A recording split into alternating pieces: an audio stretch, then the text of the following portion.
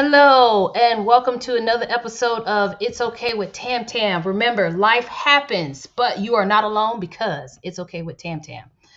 So, today we're talking about growing up biracial. And the reason I brought this topic up is from our last session. We were talking about interracial couples.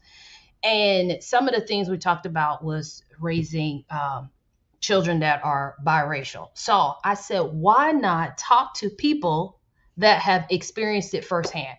So I have the great fortune of having two guests. They're twins. One is my sister-in-law, and this is and her other person is her twin sister.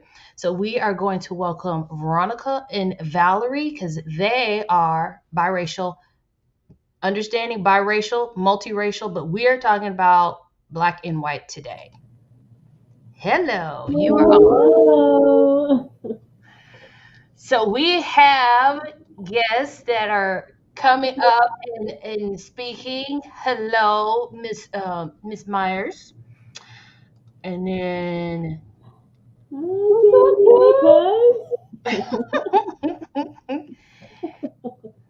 Hey, Mama. Hey, Miss Barbara. Mama. I thank you all for the support. They're coming to support their babies. All right. So let's start off. So tell us about you two for the people that don't know, because there's people around here supporting you. So let us know. You go first, Roger. All right. So I think we really are this bubbly, spontaneous, lively friendship and type of people, all based on how we were raised, which yes happens to be in an interracial household. Um, So really how did your parents meet?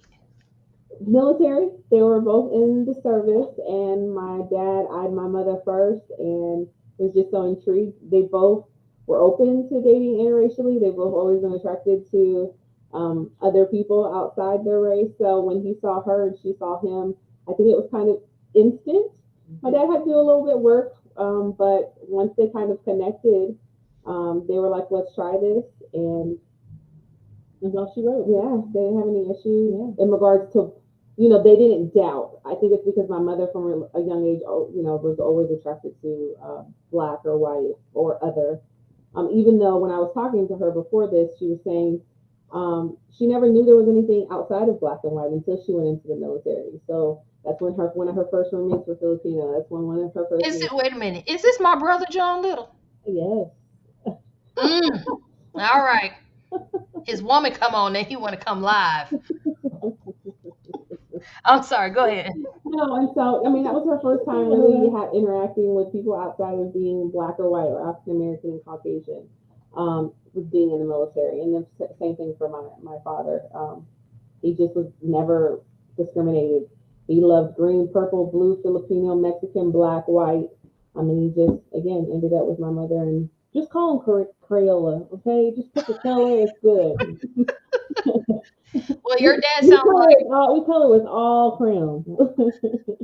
he sounds like my husband. So your dad's Caucasian and your mom is black. African American. And then they're both, my dad's from the North Michigan, and then my mother is from Georgia.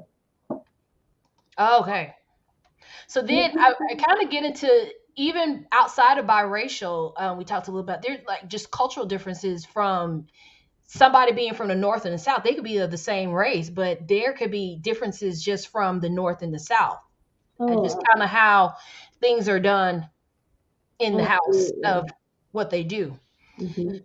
So they met and I guess dated and married and lived happily ever after and had you two. Hmm.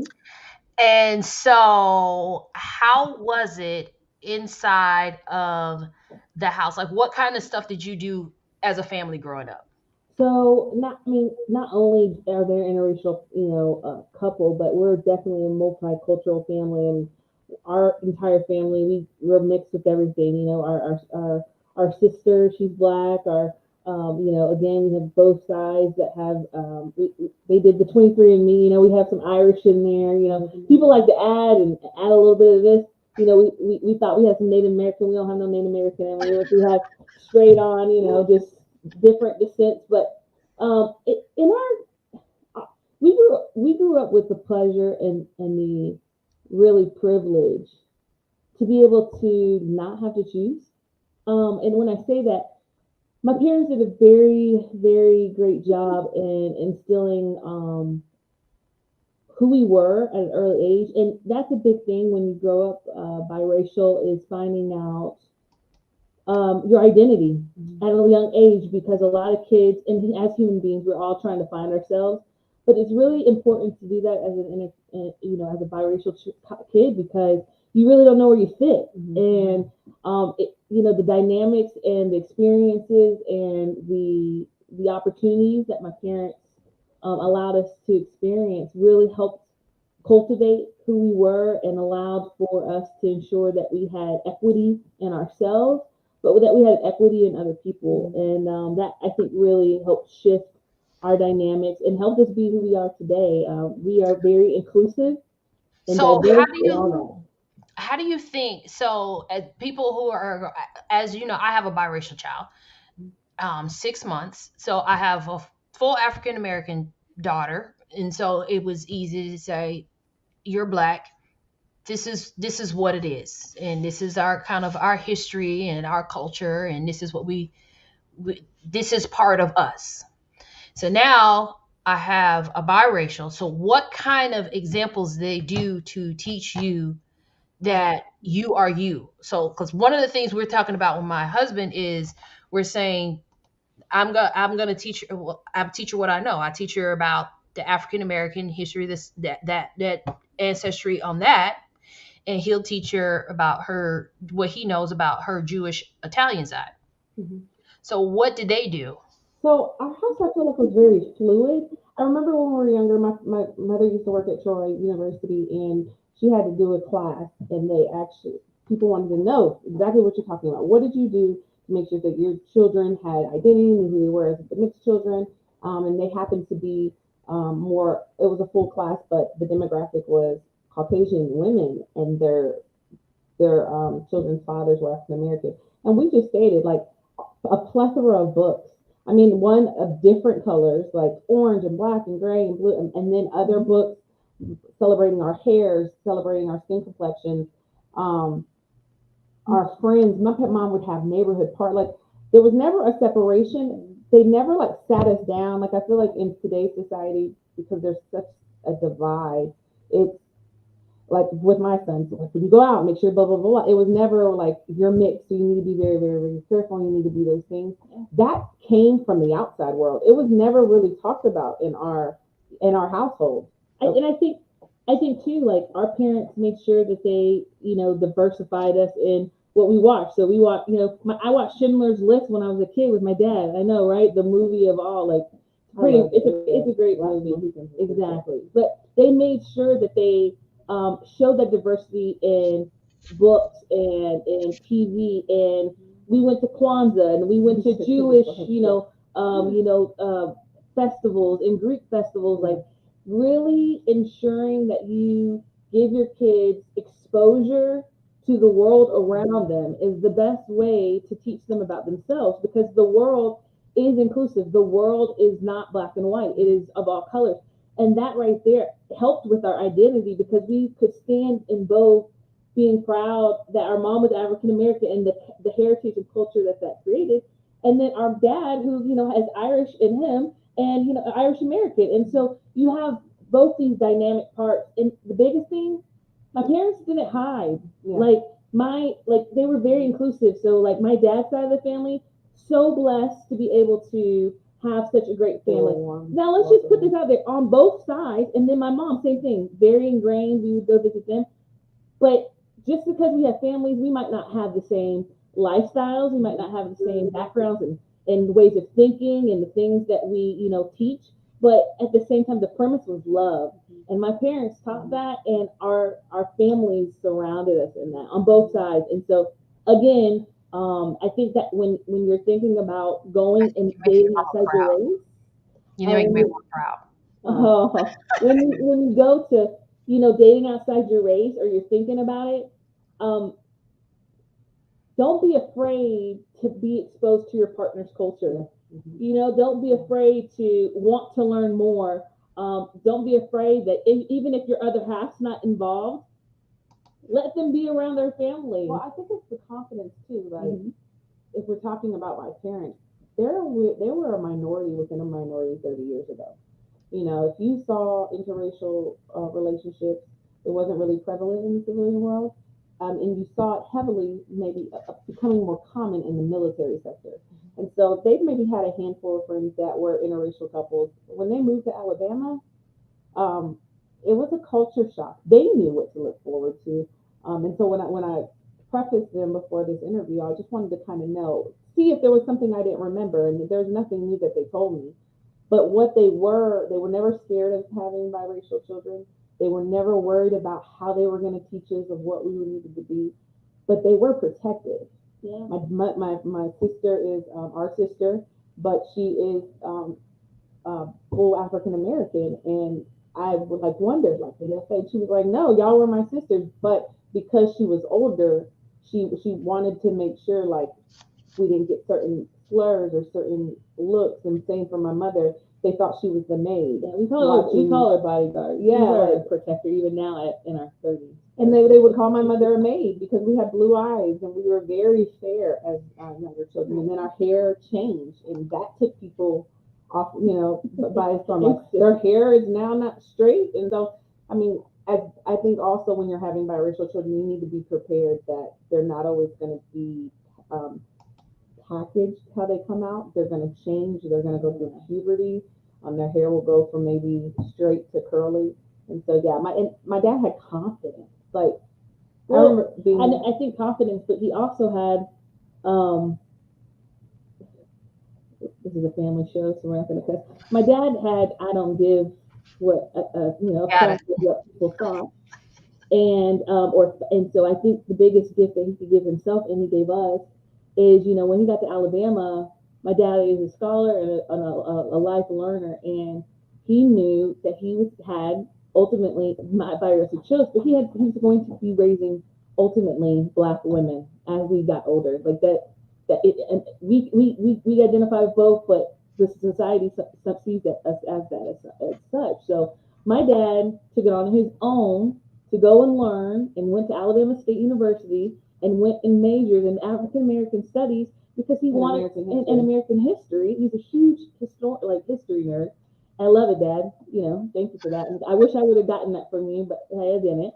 But he wanted to know the history so that he could ensure on both sides that he could instill that into us, so we could be very passionate about how to be change agents in our own right and advocate for ourselves on both sides, and really be able to stand and help really spread that word. We get all the time people are like, we feel so comfortable, we want to talk to you about this, we want to talk to you about that. And you know what, we don't shut it down. Some people have issues with, I shouldn't have to educate you, like that's not my job.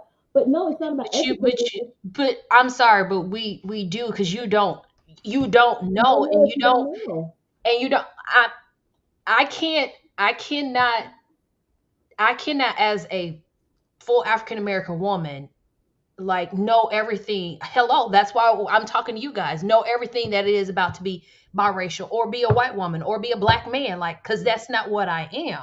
Like, so if I'm not living it, I need to learn it. So I mean, how else you gonna find out? So you have to educate people. I mean, like, my husband, love him.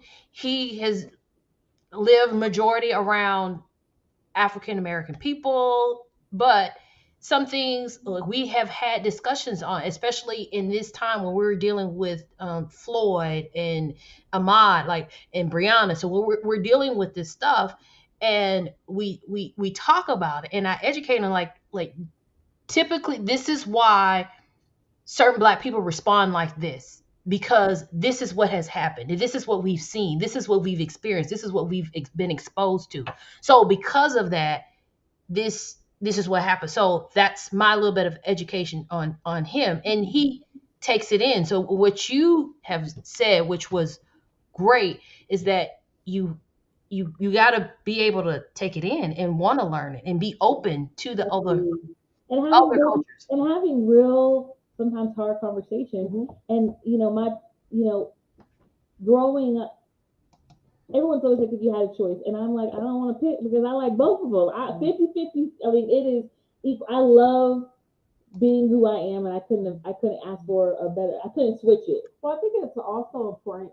It's important to see that your parents are present in your life, and it's important for how we grew up. Our parents talked to us. They invited us into these conversations. So when negative things happen to us in school, so again, I didn't experience prejudice in my like immediate family or even my external family. I started to experience it in school, but I love that I was able to find beauty within myself because my father found so much beauty in my mother, which I don't know if we necessarily if it was being seen that 30 years ago. Yeah. White men really loving their Because black you didn't have wife examples. and not saying because you got to fit into a shell or you like. I think my mother said that one of her supervisors was like, "You have a black husband, like I mean a white husband. You don't even act like you should have a white husband." As if So how saying is that how and the next question will be, well, how is she supposed to act? exactly, when people use those terms, and so it like, Euro standards or whatever society wants to box you in and make it a racial difference. It's the stigmas that put it, Like she was these too black, dynamics but on it. my dad never said she was too black. Dad never said she was too white. My dad just loved my mother for her strength, and I think that allowed us to find some strength within ourselves because when we looked in the mirror, we could identify with my mother more than if we could identify with European um, body standards or features. So those, I know we've hit on a lot of points, but I think the key takeaways is don't be don't be shy to have hard conversations with your children, your biracial children. Don't be afraid to expose them to life, and show them examples of them. And thank God, we have many of them today now in everything we do. And surround yourself around a diverse group of people, of not just color, but of thought and of background. And I mean, that really right there will help create and pave the way for a really structured, confident kid. Which will help them deal with some of the stuff you have to deal outside of the family. Absolutely. Yeah. So, what kind of stuff? I know Veronica, you mentioned that you started your first, I guess, memory of racism was when you were in primary school or elementary school, from depending on whatever location you're from. So, what was that you were dealing with? Um, so we have several memories, right? But first grade, people wouldn't want to touch our hair. They wouldn't want to have, you have a little boyfriend, girlfriend. You're too dark to be my girlfriend. Your hair's too coarse or nappy. You're a zebra. You're a mutt. We had it also on You're both sides. I had little, I had black boys come up and say, "I don't want to play with you because you're white. I don't like you." I'm like, yeah. I mean, it was just okay, I that's mean, okay, you're lost.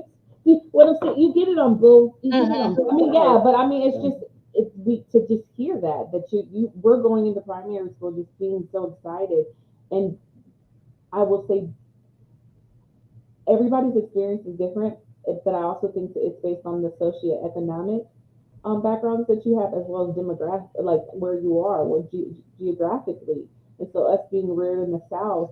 Um, it's something I appreciate now as an adult, but as a child, you're a little scared, right? Because you lines are clearly defined of kind of what you are, who you are, and your friends, and all these different things.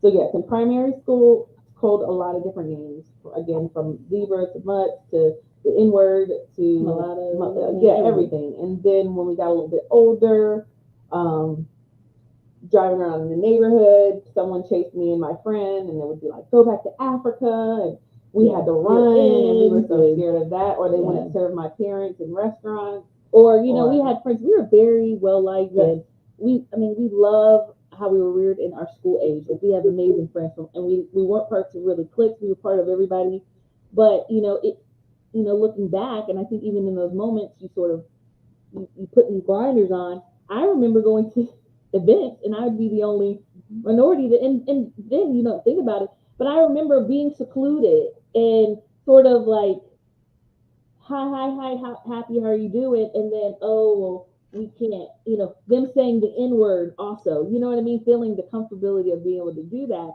Or, being able to talk oh, being able to talk about, to people that white males, like dating out, outside our race in high school. But we can't do that because, sorry, our parents are okay with that and we can't bring you home. Oh, you ain't gonna hide all this, so we can't talk. You can't talk to me then. I mean, you're missing out. This is rainbow bright here, okay? So, you do. I remember a very pointed situation when I was in seventh grade, and I remember being out on the schoolyard with all my friends, and I remember this very vividly. And I remember them giving a joke on, "Hey, how do you kill an N? Oh, you can't kill an N because crap floats," but using the other word. And I was so appalled, like, hold up. What do you mean? Like, hey, you might not realize it. My mom was black and I'm black. Like, you can't be joking around that. And that offended me. And I remember my classmates saying, "It's just a joke. Ha, ha, ha." It was offensive to me. Yeah, I went to my teacher. I told her what happened because I couldn't shake it. That's just not okay. My dad came up to the school. My god sister came up to the school, wreaked havoc, and the boy got detention, and he almost got expelled because it was not tolerated. Like that was not to be. I think the and biggest that was thing what too. in you said you were in the seventh grade, I was in seventh grade, so that and was in the late '90s. yeah, I was 2000. No, 19. Even 1998, 1999, something Yeah. like that. Okay. But the comfortability of being able to say it, and I feel really saddened because he didn't know better. He was raised in that environment. He was raised to say those things and that was That okay. was a normal conversation for him, And and I it's and like, I and I think the biggest thing is to be able to stand up and say that isn't okay. Even in today, it's 2022, and today being brave and courageous enough to say that terminology, that joke. People talk about being sensitive. You don't know how it affects that person. So being able to set in and be the catalyst or be the courage for someone to say that isn't okay. You need to. And I think we're better now. I think that's a but little I bit think that also goes back too because your parents made sure you knew who you were. they So allowed us to have because a voice. right, Absolutely. so you knew, look, I am this person. I am biracial. I am black. I am white, and I am valuable. It's almost like what is it? You is kind. You is You is smart. no, You it's is important. That's right. so, All three of those yes. before they came out. So you knew it, so you were able to act. Okay, look, this is not right because you're disrespecting me, and so no, I'm gonna do something about it. And it went both ways. When people started joking about, saying derogatory things, whether it's trailer trash, this, we got in a grill too. That was not okay. Like, we chopped it down on both ends. We definitely felt though. I mean, It's hard sometimes to rally for yourself when you don't feel they're so important. Because also in junior high, we felt that we represented everybody, and there would be, they're not really black. Some of the black people really did one. They picked all white again, right? Or if we were, like you said, they just like they would call some of our friends that we were white, and they called them reserve. And I would get all this. And then the teacher would be like, "What's wrong with that?" And I'd be like, "Do you know what that is?" And then they would, say it's someone acting like a black person. And then I'd be like, "What's wrong with acting like a black person?" And they were like, "You're just being sensitive, or you're taking it," and it felt hard sometimes. That are we being sensitive, or are we? Because sometimes I don't know if everybody wants someone to stand up for them, even if we're standing up for ourselves. And so then they'd be Yeah, like, you can. It's a little bit of an echo. Sorry. "Is your thing done?" There you go. So yeah, and I think junior high is when we started to be separated. People would make terms like, "Veronica, you're the black twin," and Valerie's the white twin. And I think it's still crazy. And it's still, I think, even in our adult, they kind of try to box us in like that. I think I've probably um, been more laid back and just more comfortable with embracing um, all types, but I maybe would gravitate. We were friends with everybody, but I would maybe gravitate to more to the African American group. But again, I'd still be in all the clubs, and I'd still be with the white people and the jocks and the band and like the artsy people. Like it was never. But I started seeing the older we got how The people divide. were kind of dividing us. And we're big on inclusion. So our friends, like even today, like they're a rainbow of people. So we have from, Native American, Indian, Chinese, like all the way black, white, like everything in between, all nationalities, all sexes, all everything, lifestyles. We embrace and we include in our lives. We want that diversity. And I think that's great for everybody because even my daughter, not the 6 month old, the 17-year-old, that's full African American, she has a coalition of friends of It's all. I good. mean, granted, most of her friends are Mexican because she went to a school that was majority Mexican, but she has Mexican, black, white, gay, straight.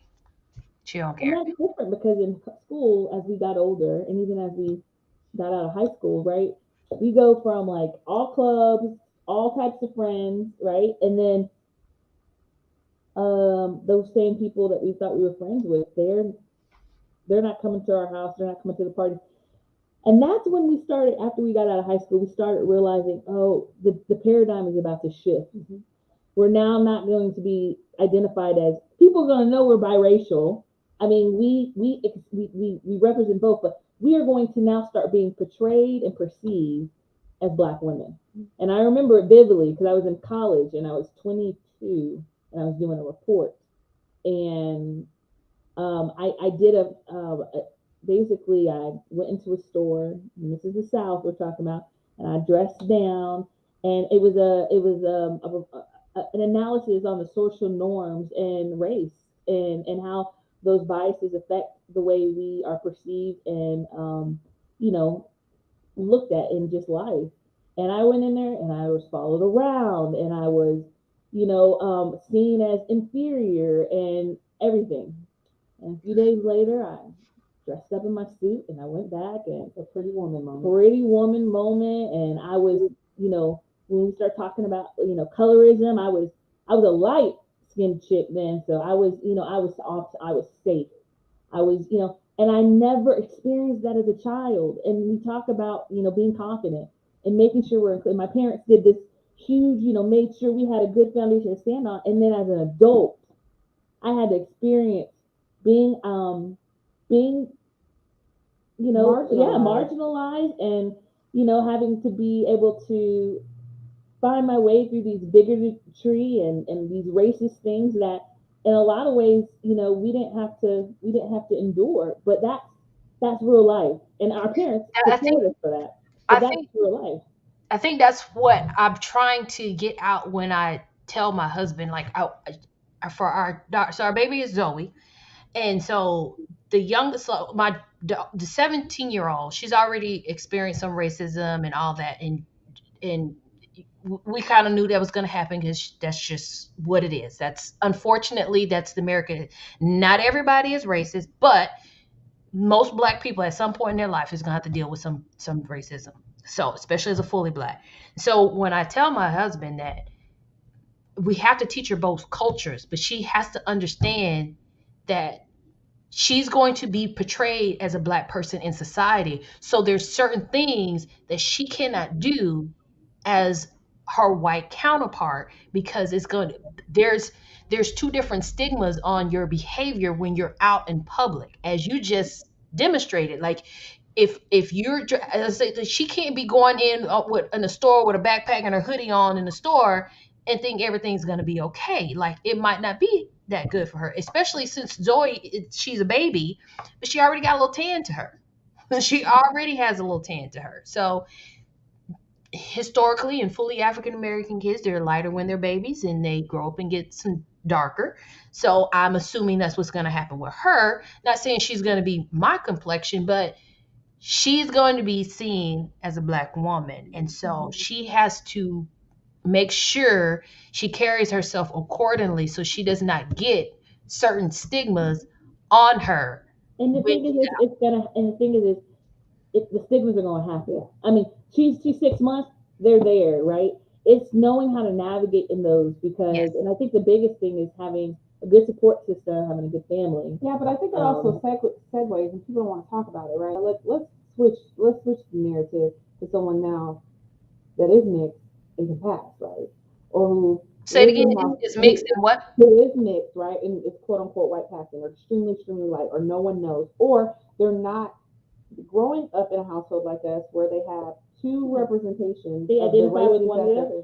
or they don't know what to identify with, right? I think it's really hard, and I want to have this conversation because I want if viewers are watching this and they want to know, well, what do we do? Like, I have no one that I can talk to about how I'm feeling. I have no one I can identify. I identify with white because that's what I see every day. That's who is raising me, and again, just as we said, you just have to really have those conversations. Maybe go to museums, really watch things, and ask them. I mean, and then I think it also comes down to how about they don't care and they don't want to know. And I think we have to have also draw a line of respect that sometimes us pushing, right, like you have to know, teach. That's why you got to kind of watch. So when Zoe's growing up, we just kind of start watching versus no, I need you to like know this up front because this is what society's going to give you in 20 years. It's kind of knowing that timing and that balance of Well, when it's you're not ready. when I teach her, like even like when I teach Brianna, I'm not saying, okay, well, don't do this because you're a black woman. It's basically, okay, when you're in the store, this is how you have to behave. I don't add a race on there. This is how you have to behave when you're in the store. Yeah. When you're on a job interview, this is what you have to do.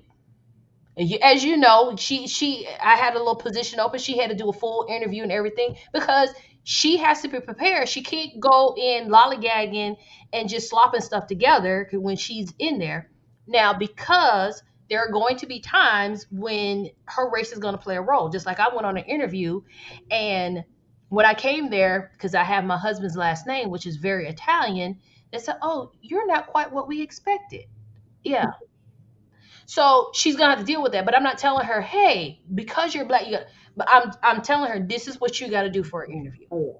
I'm not even This sure is to Zoe, but just if there was, let's just say, a Caucasian mother, right, who their child looks very light complected and has straight hair and green eyes, maybe they're uncomfortable of saying, I don't know how to prepare them. Like all I know is that they kind of have the privilege that they get to choose. They get to choose if they want to be black tomorrow. They get to choose if they want to be white tomorrow. And I don't feel like I should take that from them. And I think that's where it's important to ensure then you have the tools to be able to support your kids as they grow up and as they get older because it always finds you. It always but finds you. either So it's way, not going to go away. Yeah, either it's going to come way, up.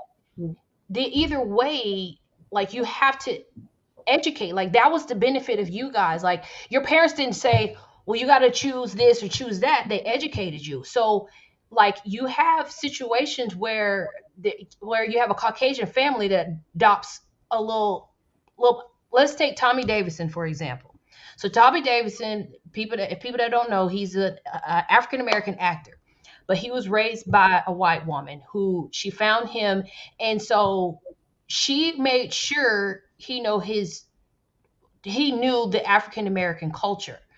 So what I'm saying is not saying that if you're Caucasian and you have biracial mixed kids, then you will have to find a way to educate them on who they are both sides. Now they can figure out because when they go out, they can figure out and say, "Hey, I want to pass for this," because there's plenty of black people that have in the past, way back in the 20s, that have chose to pass for white and take advantage of that. That's what you have to do.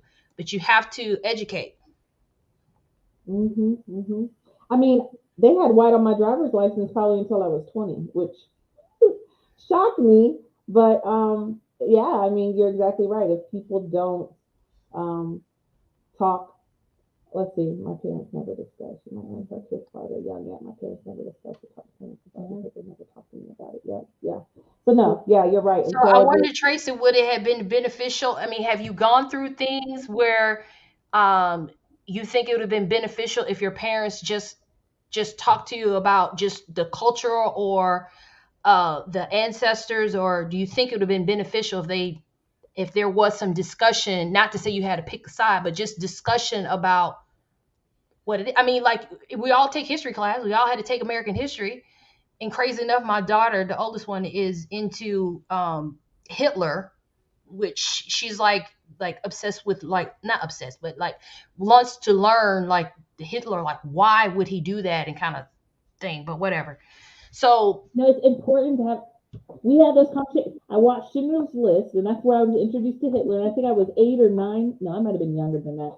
Watching that movie, I have the collector's item now. It was those. You have to have hard conversations, uncomfortable conversations with your children, because We watched Hotel Rwanda. Hotel Rwanda. We watched some deep stuff, but that helped be the catalyst to have those hard conversations. Shying away from conversations and being uncomfortable, it never, especially when you have children that need to be rooted in their foundation, it's, you got to find a way to do it. And teaching them, especially, we have privilege. Me and my sister have privilege. We're light, right? So we're light skinned, so we don't hide from that, right? I don't know privilege, but I feel that goes into colorism. That's what I'm saying. We have privilege. We have privilege in regards to, we, for mixed children. We're talking about dynamics. We know that mixed children can come as dark as they want, right? And be as light as blonde hair, blue eyes. We understand when we talk about privilege in regards to color, sex, demographics, where you're at. We have to be able to use our privilege in being able to get into certain doors, to be able to sit at certain tables, be able to talk about inclusion. We can be able to speak to that in some regards that other people can't. And I don't take the privilege of being like, oh, I'm light skinned and I get open doors. No, I take it as I can have hard conversations with people that may not be may be uncomfortable with having those conversations with other people that they just don't feel like they have a common ground to. And so I think that's great and key, because like I was reading on Zendaya. I don't know her last name, but anyway, Zendaya, who's biracial, is an actress, beautiful girl, a woman now. yeah, She started off as a girl in Disney, and so she says that she's biracial. She says, Hollywood, she just says Hollywood has said she was a black woman, and she talked about the colorism as a light skin. She's the chosen of the black women in yeah, Hollywood, but she's going to use that to kind of make a way to try to change that stigma of only the black. Because I mean, if you looked at it in the past, roles are changing. Black Panther did a great job with changing that, but roles are changing. But previously it was, yeah, the light skinned women were the ones that get the jobs of not being the prostitute or not being the drug addict. They were getting the regular, like the Halle Berrys were doing that. Let's see here. Dom is my husband. Everybody's seen him.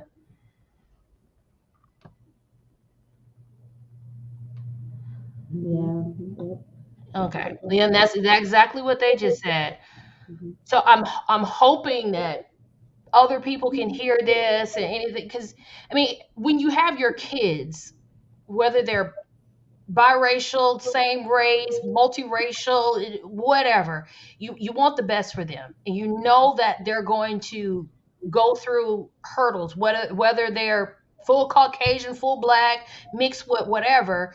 You know they're going to have hurdles dealing with who they are, work, just friendship, just life. They're going to have issues, and as a parent, you just want to prepare them for whatever, so that way when when something confronts them and they have to deal with something, that they're not like totally distraught and don't know how to handle it. Like my girls, I want them prepared for life. Life is not easy. No, no. I feel like this generation though is they're a lot more defensive and sensitive. Like I try to have these conversations with my son because I experienced.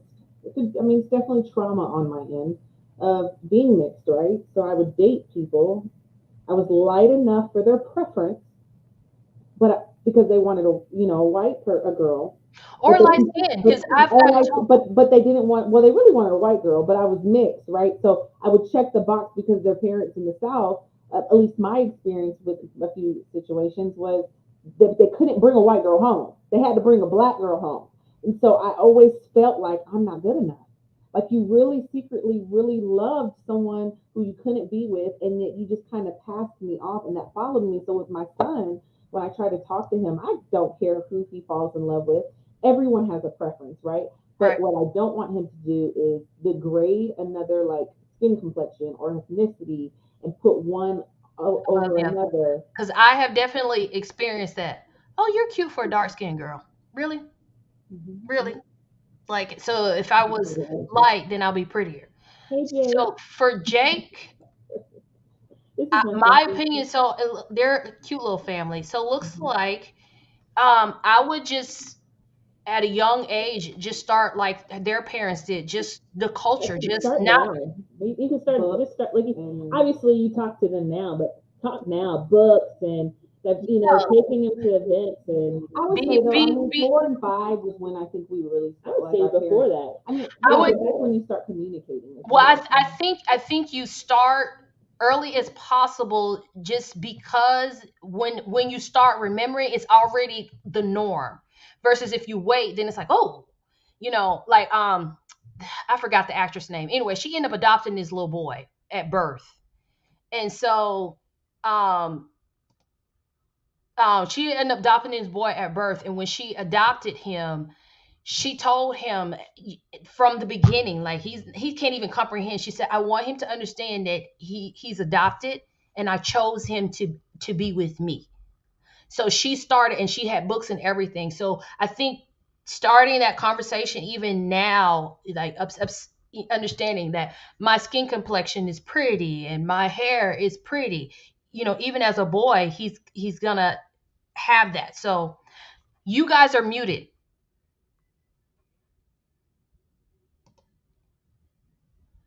I don't know what happened. Somehow you guys got muted on your side. There you go. Can you hear can us you hear now? us? Yeah, we hear you. Well, Yeah, and we. I think you hit you hit it on the head. Yeah, it's never too early. Now till they're 99 years old, and I think too like you hit it like right. So we're light skinned, fair skinned, but when we were young, our hair was on to our butt, big, like thick like lambs, like wool, like and then we put in like the norms, put in perms, all that type of stuff. But like I don't have straight like we all come in lots of different hair, right? I have a 4C mixed with 3C, and I embrace and love my hair, and I think that's important. Not just being biracial, you need to learn to love the things that are about you, and not try to. I don't go and say, oh my god, but I love that mixed girl over there. Like she's way prettier than me, and because like she got the straight hair, the blue eyes, and her body is more of a type. No, like you have to be able to take everything that you're given and really be acceptance, the acceptance of yourself. And I saw it the golden word. I love that. When we were younger, I used to be like, "You're peach, you're golden, you're beige, you're whatever," and the teachers would get infuriated. Like, can you just say white and black? You're taking too much time. And I was like, "But you're not black. Like, I don't. Like I have that never is met someone this color. I've never met someone this color." So it would bother me as a child. Of course, we've kind of again societal norms. We've been boxed in, and we've gotten used to saying those terms. although But golden is Crayola beautiful. Crayola They has did come come out out with with it. a wonderful set of all colors, skin colors. It's in Target and Walmart. But I love Really? it. Yeah, Yeah, yeah. I was like, this should have been made this like in the '90s, but it absolutely is all. Well, it was a different time because we were still living on the one drop rule at that time, which was laws in some states. We were still living on doing census where you were either black, white. Like they didn't allow mix on that time. So understand, like things have changed. So I think we mentioned it before. Like I wonder your experience growing up biracial, being it was in the '90s versus someone growing up biracial like President Obama or Tracy Ellis Ross, where it was more in the '70s, where things were started to kind of shift. You still had a lot of stuff like just a few years before that, like in that lifetime that they were, it was illegal in some states for interracial marriages. So, like, I wonder if their experience is, how that was. You know what? With Obama and Tracy Ellis Ross, I think sometimes with those two, I've listened to Tracy Ellis Ross a little bit. You also got to think, right? Their circumstances are different too. You have scholars that both, on Obama's side, that they're going, met at universities, his parents, and then you have, Tracy Ellis Ross, whose mother's an actress, a singer, and all her life, all she's seen is diversity, and all she sees is, because that is what she. So for them, I don't think it maybe has been, not that it wasn't hard. I'm sure they had the same, but we're talking, when you talk about podunk towns, and people are hiding their love, like the loves, the story. You That's where I think it gets hard. I love that point, Angie. Like that's exactly what from a little age, like my parents did that. Yes. Yeah. They never were like, that little black kid over here. We learned to describe people as white girl from school. Yes. We didn't learn that from in our house. Yeah. We learned the curly hair, or with the glasses, or the one who, like my parents. Or I would very be descriptive. I'd be told all the time, "You look like a mixed girl. You look like a black girl," which I didn't mind, because because I feel like when some people hear that, they're like, "Well, what's wrong with being a black girl?" But she, Nothing. But what I'm would sorry. happen was She said unbaked chicken. I felt as if it was excluding my dad. Like so it wasn't that I didn't want to own that. I just looked like a light skinned black girl because it's a beautiful thing to be. Mhm. It felt like they were purposely removing my father, and I didn't like that. And of course, now being older, yes, again, identifying as a black woman, from for social norms, for your Euro standards, but for it to create division, or however we want to say it. But yes, Angie's point was good. Like, and I liked your point too about the affirmations. Really gratifying if you're light, dark, purple, green, if your children, if they're mixed or if they're not, like celebrating your hair is so pretty, your skin is so gorgeous, you're so smart. Yeah, And it's very hard, especially in this society, and even outside of race. It's just so hard, and just in society, we have all these people that are like doing all this stuff. I remember growing up. One, yes, I'm dark skinned, and it does become at that time I saw it kind of as a hindrance. Also, I have a very shapely body, so I have a smaller waist, big hips, and a big butt. So in the 90s, that was not acceptable at all. And I hated it. It just, let alone trying to buy clothes for it, because clothes were just not your friend. Pants were not, because the waist is so small, and it just didn't flow right.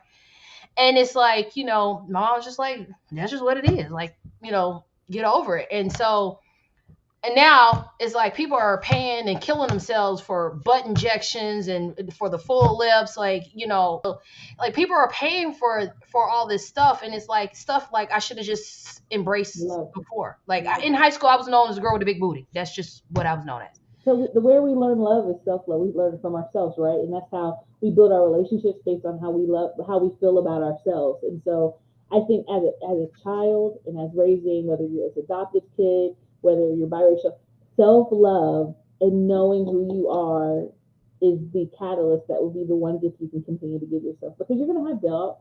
I mean, this world immediately puts anxiety and doubt in yourself, but being true to yourself, being able to have being able to embrace change and other ideals, like being open to thought and conversations, that's important. FYI, Jake, if you want some really great reads, he's local.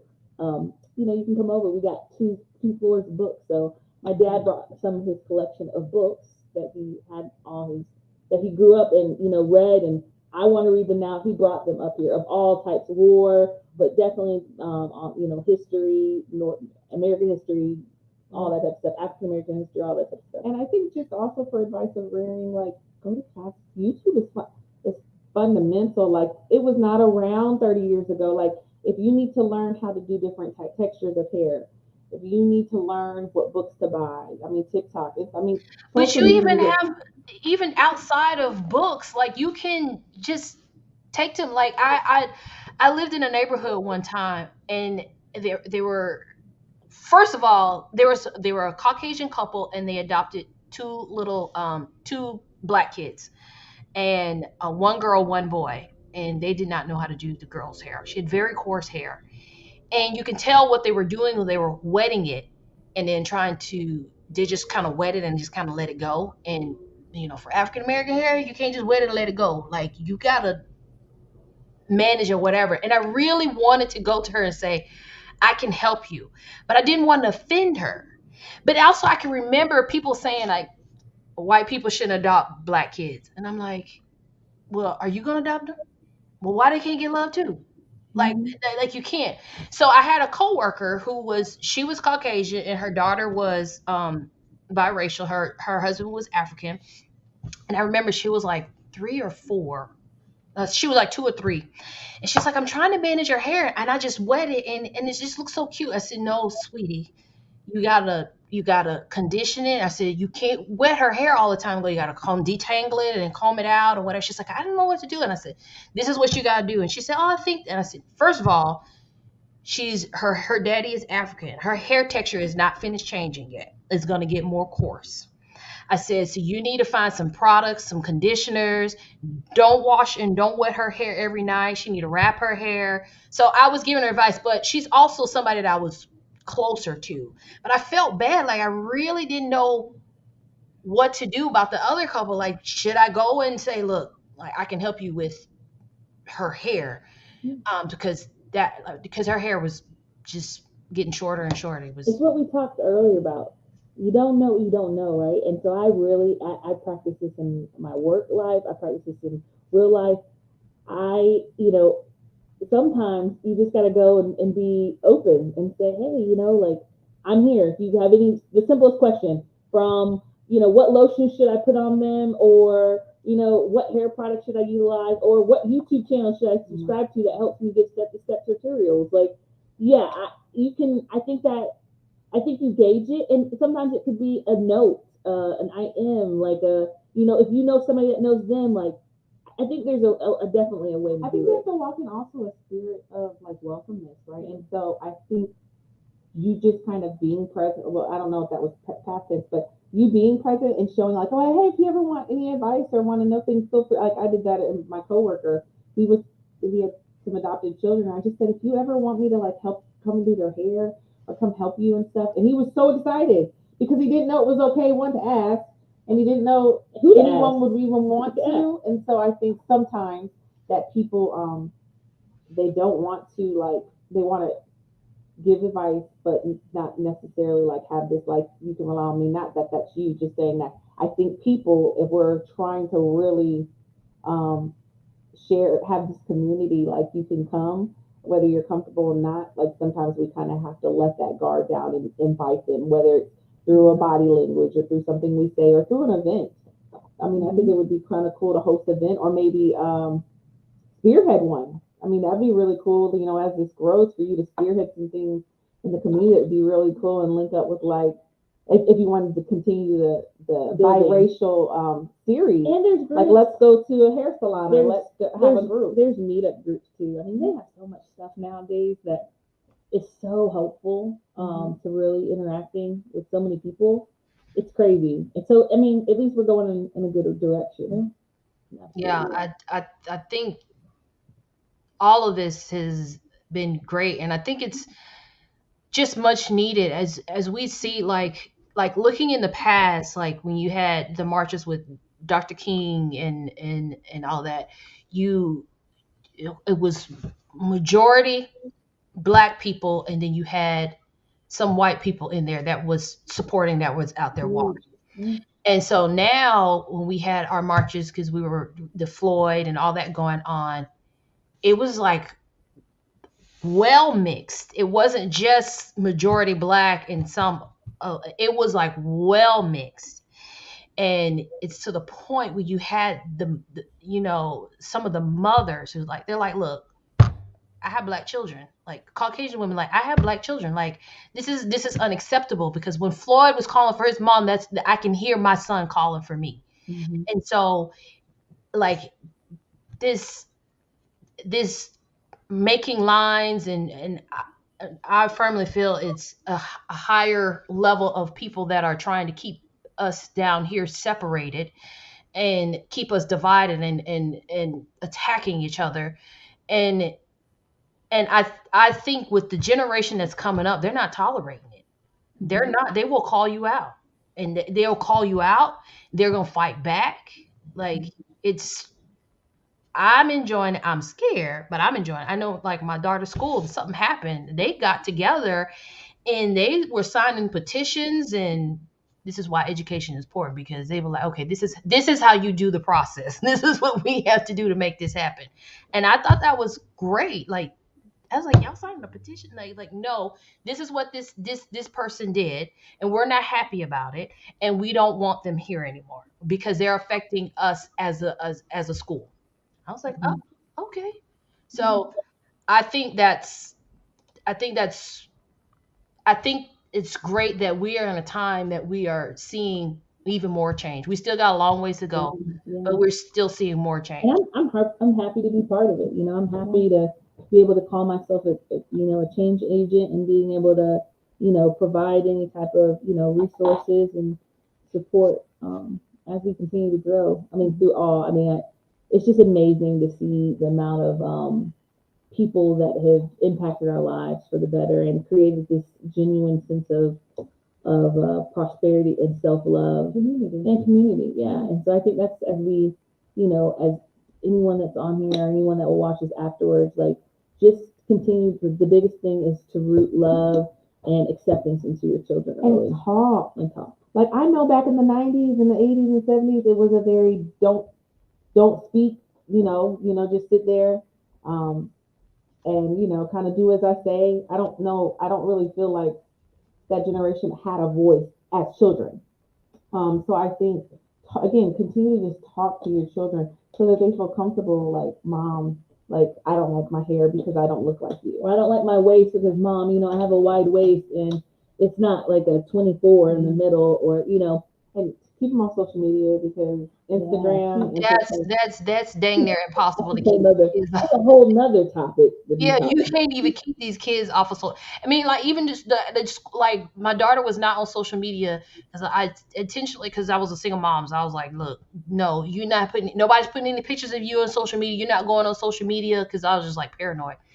And so she gets to high school and she's at a performing arts school, and that's all they do is social media stuff. The school has its own page and they have all their stuff. Everything is on social. I was like, well, whatever.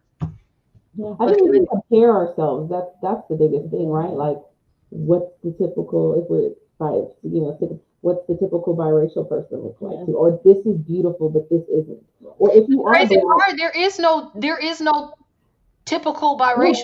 no, And no, at it's like all. my daughter, she comes out, so my daughter's at a very liberal school. That's why there's like half the kids are gay. I've learned some other stuff: gay, bisexual, pansexual, something. I'm like, Non-binary. I'm getting educated. My daughter, I was like, what? Tell me, explain to me what that is. Like, I have no clue. But I forgot where I was going with this. Anyway, they're very liberal in the fact, but they're like, oh my, and excuse me if I am saying some racist term.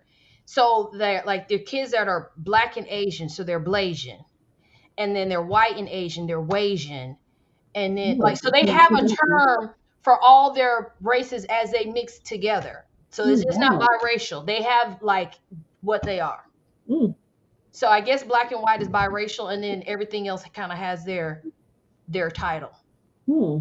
So Wow. as we continue to multiply in society, we're not going to be black, white, Asian. We're just going to be a hodgepodge of The people. range, right? The range of the stuff. So did I cover everything? I think I I covered think everything. so. This is very good. Did we answer any questions or any other things that were brought up by people? Yeah, there you go. I think that we have everything. I think we have said everything. Hopefully, since we have got it directly from one view, I was hoping to have one other guest, but she's working, and I'm hoping that hopefully we can do this again to get other biracial races to be a part of this. It's just like I'm trying to do with the interracial couples. So, um, I think that we are good. Awesome. Well, we appreciate the forum and No appreciate problem. everyone So for tapping in tonight. This has been great. I'm going to have you guys stay on for a quick minute and I'm going to close out the show.